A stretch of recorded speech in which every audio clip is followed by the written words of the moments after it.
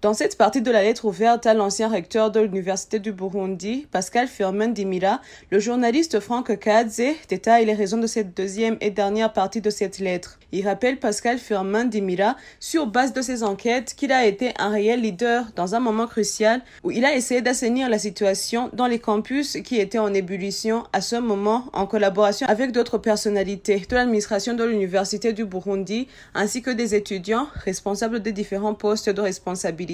Franck Kadze confirme à cette occasion que le témoignage de toutes ces personnalités éclairerait la justice sur cette affaire.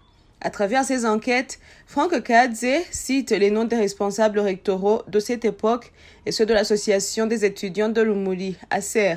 Il s'étonne du fait que la plupart de ces personnes sont connues par leur droiture et leur engagement dans la défense des droits de certaines catégories de citoyens.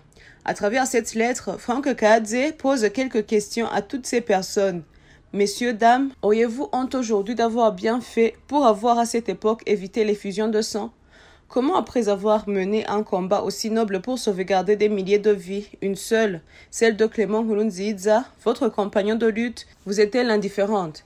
Il termine sa lettre dans l'espoir que toutes ces personnes accepteront de témoigner à décharge pour que Clément Nkurunziza recouvre sa liberté et sa dignité.